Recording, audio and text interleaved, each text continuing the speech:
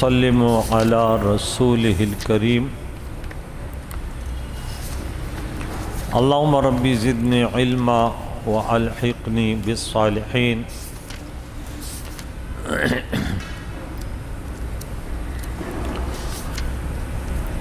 أعوذ بالله من الشيطان الرجيم بسم الله الرحمن الرحيم ألف لام ميم صاد كتاب أنزل إليك فلا يكن في صدرك حرج منه لتنذر به وذكرى للمؤمنين صدق اللہ خالقنا العظیم۔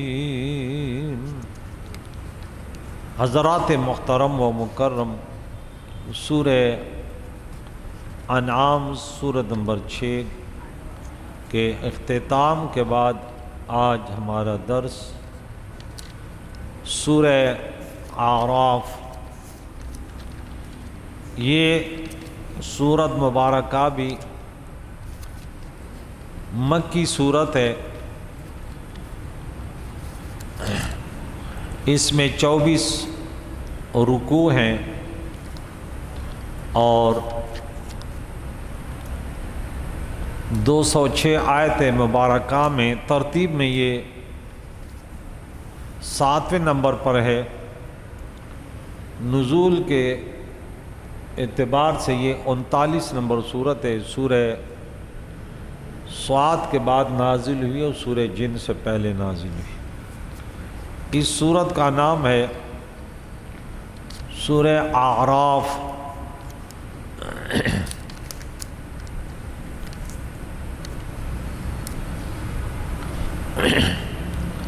بعض نے اس کو سورہ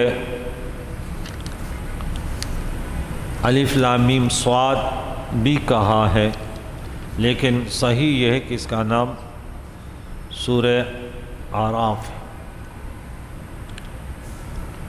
اعراف، علامہ سید محمد حسینی زبیدی متوفی 1205 نے لکھا کہ اعراف کہ یہ لفظ عرف سے بنا ہے اور اس کا معنی ہے بلندی، اور اس کا معنی ہے جاننا اور پہچاننا بھی ہے۔ الاعراف جنت اور جہنم کے درمیانی سرحد کا نام ہے، اصحاب الاعراف۔ اس میں مختلف اقوال ہیں کہ یہ کون لوگ ہیں جو اعراف میں ہوں گے۔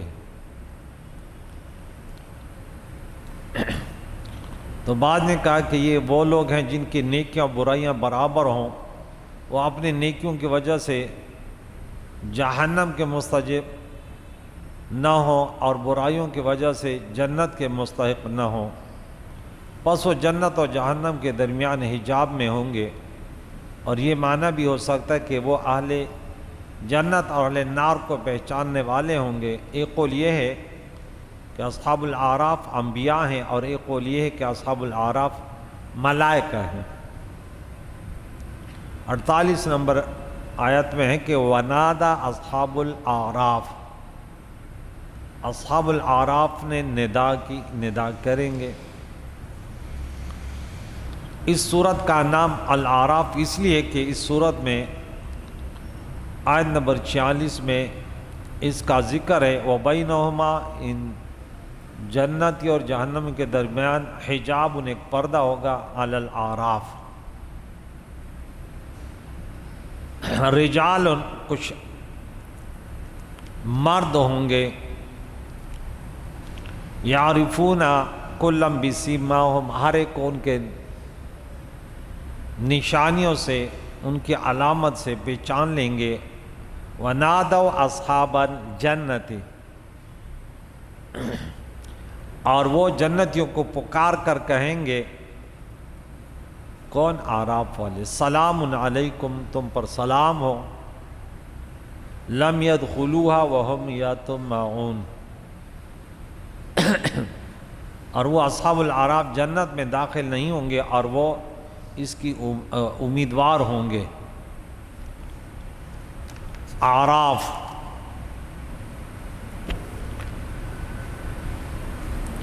یہ ان کے مختلف معانی کی ہیں۔ اعراف اس سورہ مبارکہ کے مضامین میں سے چند مضامین آپ کو بتا دوں۔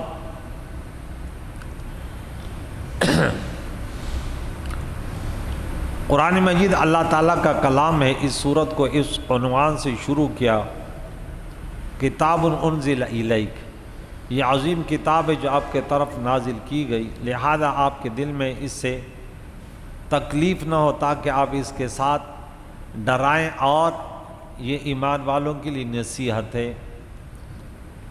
یہ رسول اللہ صلی اللہ علیہ وسلم کا دائمی معجزہ ہے اور قیامت تک کے لیے آپ کے نبوت پر دلیل ہے، کیونکہ چلن کے باوجود کوئی شخص اس کی کسی صورت یا آیت کی نظیر نہ لا سکا۔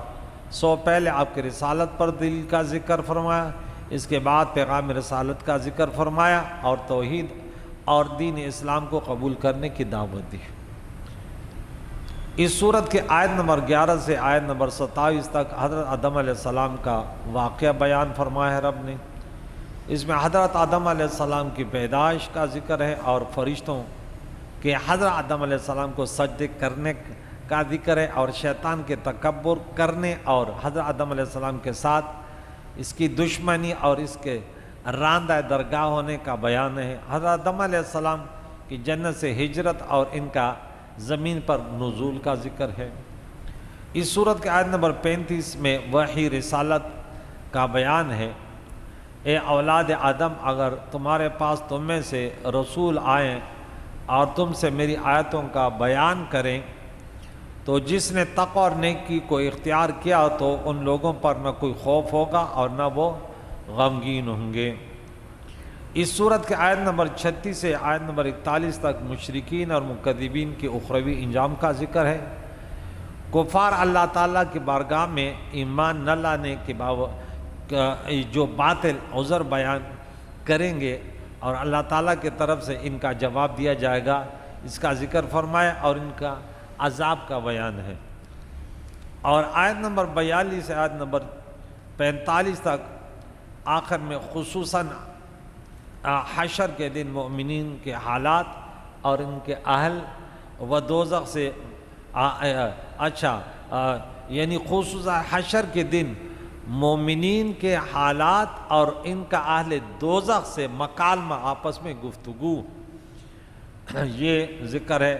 46 سے 49 تک اہل اعراف کا ان سے مکالمہ کا بیان فرمایا ہے، اور 50 سے آیت تنکر 52 تک اہل جہنم کی گفتگو کا بیان ہے، اور آیت نمبر 53 سے آیت نمبر 58 تک اللہ تعالیٰ نے اپنے وجود اور اپنے وحدانیت پر دلائل قائم کیے ہیں اور اس ضمن میں اپنے عطا کردہ نعمتوں سے استدلال فرمایا، مثلاً آسمان اور زمینوں کو 6 دنوں میں پیدا فرمانا اور اللہ تعالیٰ کے حکم سے سورج، چاند اور ستاروں کا مسخر ہونا اور زمین سے پھلوں کو پیدا فرمانا، اور اللہ تعالیٰ نے زمین میں جو نعمتیں پیدا فرمائی اور انسان کو اس کائنات سے فوائد حاصل کرنے کا جو اختیار عطا فرمایا اور اس کو دیگر مخلوقات پر جو فضیلت عطا فرمائی، یہ تمام نعمتوں انسان کو یہ اسی میں یاد دلائی ہیں۔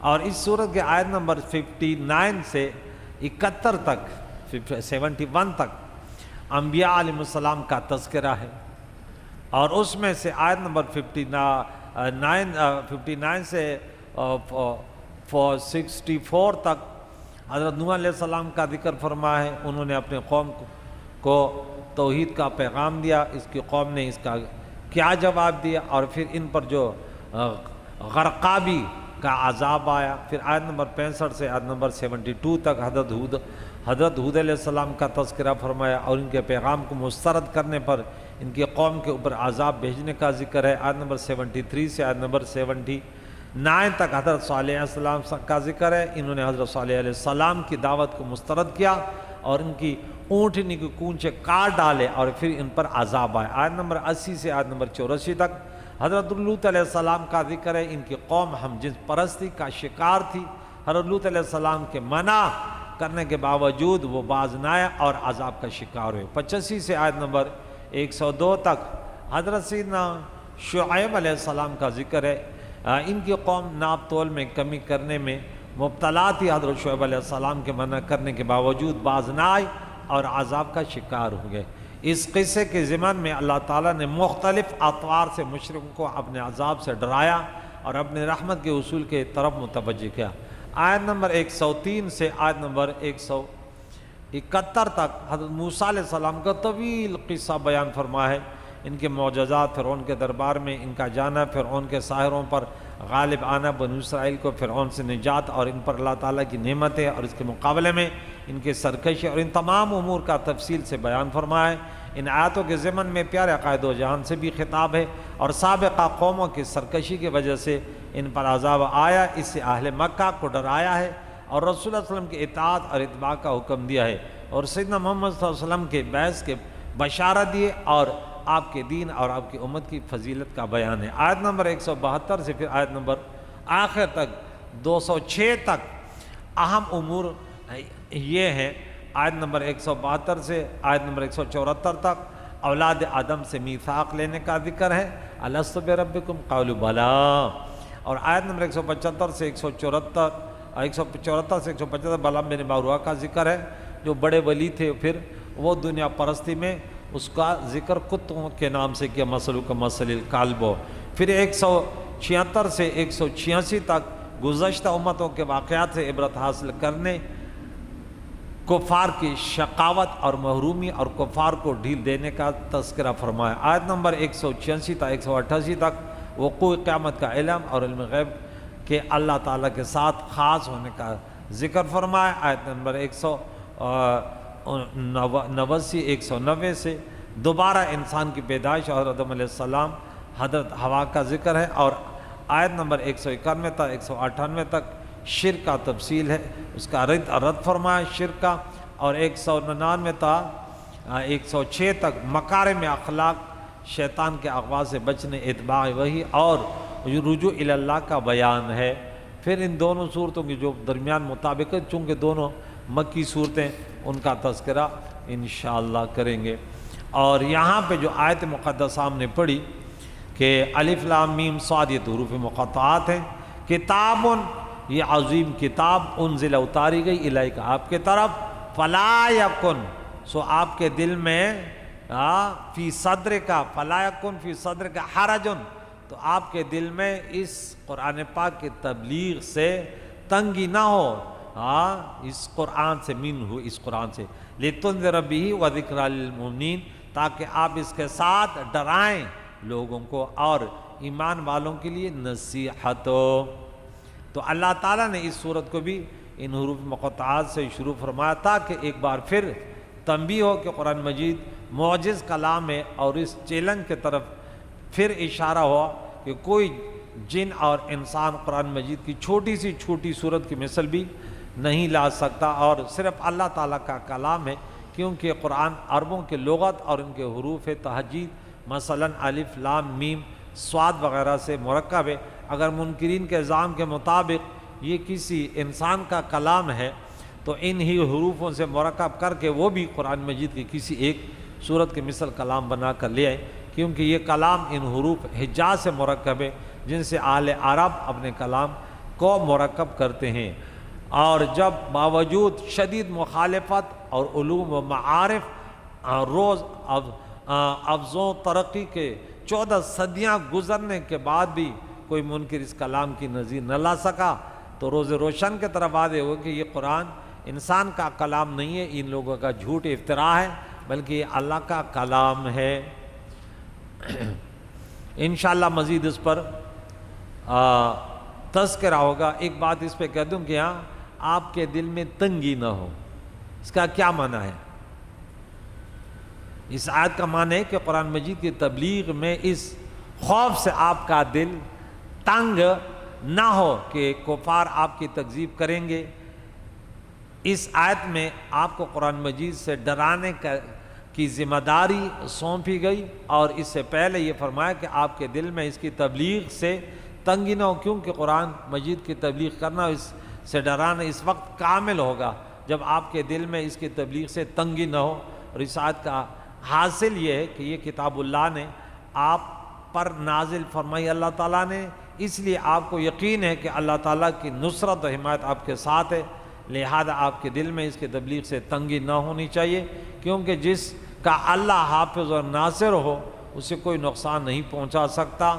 سو آپ قرآن مجید کی تبلیغ کرنے، اسے ڈرانے اور اس کی نصیحت کرنے میں مشغول رہیں، اور کفار مشرکین کی مخالفت کی مطلقاً پرواہ نہ کریں۔